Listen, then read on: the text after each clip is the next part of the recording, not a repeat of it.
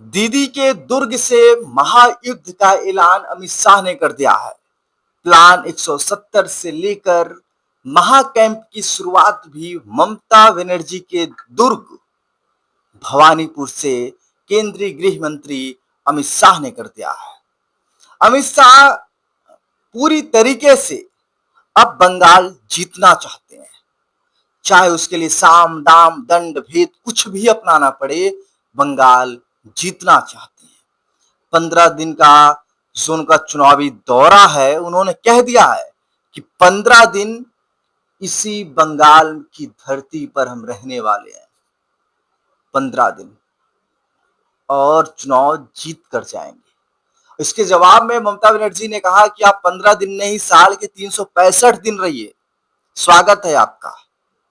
लेकिन ममता का जो मनोबल है, उसको टीएमसी के कार्यकर्ताओं का जो मनोबल है, उसको अमित शाह तोड़ने में लग गए हैं। और अमित शाह की उपस्थिति से भाजपा कार्यकर्ताओं पर क्या असर पड़ेगा, प्रत्याशियों पर क्या असर पड़ेगा, आज आपको इस प्राइम टाइम के पूरे विश्लेषण में आपको हम समझाने का प्रयास करते हैं।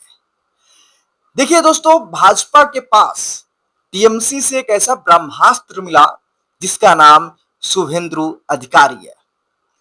अधिकारी साहब जब बीजेपी में आए तो उनको भी इतनी उम्मीद नहीं थी कि अमित शाह से लेकर नरेंद्र मोदी के इतने करीबी हो जाएंगे, नंदीग्राम से ममता बनर्जी को हरा पाएंगे, इतना भी उनको उम्मीद नहीं था।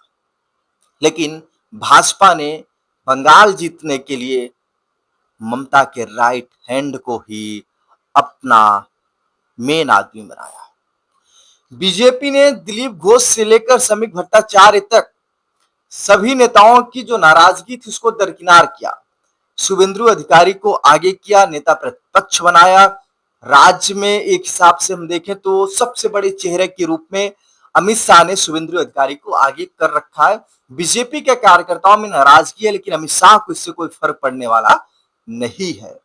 आपको बता दें कि जो मिशन 150 पर बीजेपी चल रही थी, अमित शाह ने कहा कि अब हम 15 दिन बंगाल में रुक रहे हैं, तो ये मिशन सिर्फ 150 तक नहीं, इस मिशन को हम 170 तक लेकर जाएंगे।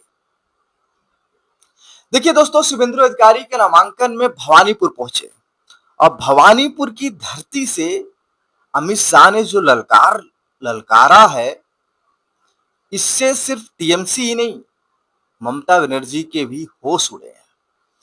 अब आपको बताएं कि अमित शाह ने भवानीपुर आना क्यों चुना। भवानीपुर ममता बनर्जी का गृह नगर है और ममता बनर्जी यहीं से चुनाव जीतकर मुख्यमंत्री बनती आई है। जब वो भवानीपुर पहुंचे, जब वो भवानीपुर की धरती से ललकार रहे हैं, तो इसका असर सिर्फ एक दो विधानसभाओं तक नहीं, बल्कि इसका असर पूरे बंगाल में पड़ने वाला है। लोगों के मन में जाएगा, भाजपा कार्यकर्ताओं के मन में जाएगा, टीएमसी कार्यकर्ताओं के मन में जाएगा कि बताइए, अमित शाह भवानीपुर से दीदी को ललकार रहे हैं, मतलब कुछ खेल गड़बड़ है।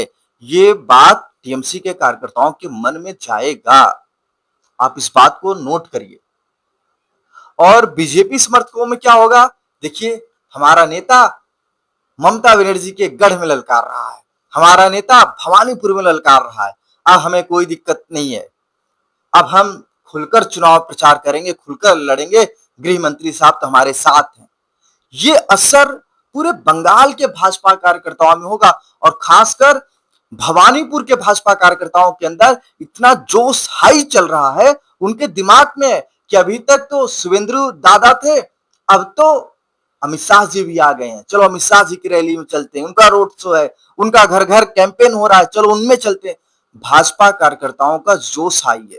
अब ये सिर्फ भाजपा कार्यकर्ताओं का जोश हाई नहीं है, बल्कि और जो दूसरे मतलब लोग हैं जो न टीएमसी की तरफ जाते थे न भाजपा की तरफ आते थे, अब वो भी अमित शाह के होने की वजह से आगे निकल रहे हैं।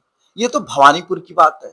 लेकिन अब अमित शाह से 15 दिन तो भवानीपुर में रहेंगे नहीं। अमित शाह कोलकाता,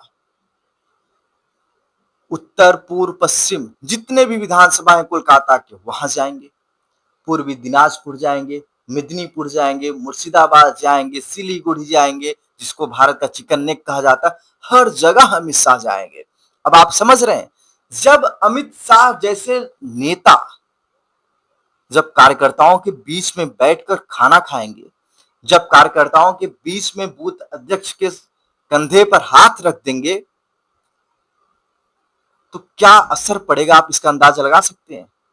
इसका असर कोई छोटा मोटा असर नहीं पड़ेगा, इसका असर भाजपा के उस कार्यकर्ता को और जितने तमाम कार्यकर्ता बैठे रहेंगे 20 सालों तक होगा। इसका असर सिर्फ भाजपा कार्यकर्ताओं पर नहीं होगा, बल्कि टीएमसी कार्यकर्ताओं में भी इसका असर होगा। वो कहेंगे कि बताइए, उनका नेता है, कंधे पे हाथ रख रहा है, और हमारी नेता है, वो कहती है कि हम ही प्रत्याशी हैं, हम ही ये करेंगे, हम ही ये करेंगे। अमित शाह जो खेल खेल रहे हैं पश्चिम बंगाल के अंदर, आपको तो लग रहा होगा कि अमित शाह सिर्फ बात कर रहे हैं। अमित शाह बात नहीं कर रहे हैं, अमित शाह वो रणनीति अपना रहे हैं ग्राउंड जीरो पर। वो रणनीति है, शायद कोई नेता इसको सोच भी सकता है। अभी तक जो प्रत्याशी इस डर से उन बस्तियों में नहीं जाते थे जहां पर टीएमसी के कार्यकर्ताओं की अच्छी पैठ थी, उन्हें डर लगता था, उन क्षेत्रों में नहीं जाते थे जहां पर टीएमसी कार्यकर्ताओं की, टीएमसी नेताओं की स्थिति मजबूत थी।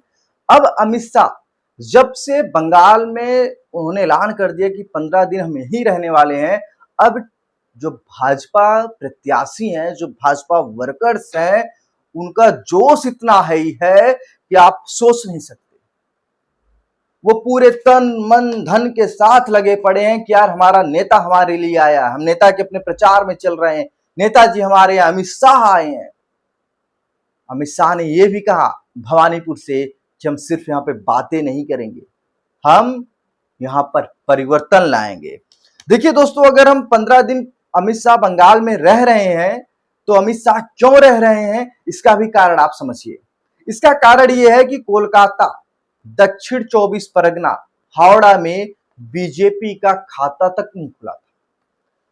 उसके बाद आपको बता दें कि ग्रेटर कोलकाता की 126 सीटों में से 107 सीट टीएमसी को आई थी, और आप सुनते चलिए, भाजपा को सिर्फ 18 सीटें मिली थी। और आपको बता दें कि जब से अमित शाह ने शंखनाद किया है, इन क्षेत्रों में दक्षिण 24 परगना, हावड़ा और कोलकाता के अंदर भाजपा कार्यकर्ताओं का जोश इतना हाई हो गया है, जोश इतना हाई हो गया, वो कह रहे हैं कि वोटिंग 23 अप्रैल नहीं, आज ही करा लो। दोस्तों, आपको बताते चलें कि मुस्लिम वोट इस बार बंगाल के अंदर अगर बढ़ जाएगा, तो जिन क्षेत्रों में बीजेपी को सीटें नहीं आई हैं, उन क्षेत्रों में बीजेपी की सीटें आना शुरू हो जाएंगी। अभी ग्रेटर कोलकाता की बात करें तो बीजेपी को सिर्फ 18 सीटें मिली 126 सीटों में, और अगर मुस्लिम वोट यहां पे बढ़ गया, ये 18 से 50 भी जा सकता है, 18 से 88 भी हो सकता है। मतलब अमित शाह की एक उपस्थिति, ये 15 दिन की जो उपस्थिति है चुनाव से पहले, ये बंगाल की राजनीति में परिवर्तन लाने की उपस्थिति है, और बंगाल की राजनीति में परिवर्तन ला के रख देगा। और जो शंखनाद अमित शाह ने भवानीपुर से किया है, इसका असर पूरे बंगाल में जाने वाला है। देखिए अब होगा क्या, बीजेपी के बड़े बड़े धुरंधर उतर चुके हैं, मध्य प्रदेश के मुख्यमंत्री और जहां के मुख्यमंत्री उतर चुके हैं, वो ममता बनर्जी को टारगेट कर रहे हैं। बीजेपी के जो बड़े नेता हैं, अमित शाह हो गए, योगी आदित्यनाथ हो गए, नरेंद्र मोदी हो गए, ये दीदी को, मतलब ममता बनर्जी को दीदी नहीं कहेंगे पूरे चुनाव में, इन पर पर्सनल अटैक नहीं करेंगे, टीएमसी सरकार के ऊपर अटैक करेंगे, ममता बनर्जी की सरकार के ऊपर अटैक करेंगे। अगर ये पर्सनल अटैक करना शुरू किए तो ममता बनर्जी कितनी राजनीति में माहिर हैं, ये भाजपा वाले जानते हैं। ये भाजपा वाले, जो भाजपा के रणनीतिकार हैं, 2021 के चुनाव से बहुत कुछ सीख चुके हैं। इसीलिए अमित शाह ने कहा कि हम बार बार दिल्ली कोलकाता का सफर नहीं करेंगे, हम 15 दिन यहीं रुकेंगे और यहीं से कार्यकर्ताओं के अंदर जोश भरेंगे, और ममता बनर्जी का जो सारा नैरेटिव है, इसको हम खत्म कर देंगे। दोस्तों आप बने रहिए हमारे साथ प्राइम टाइम में। दोस्तों ये विश्लेषण था। अगर आपको विश्लेषण सही लगा हो तो चैनल को सब्सक्राइब करें और वीडियो को शेयर कीजिए। नमस्कार।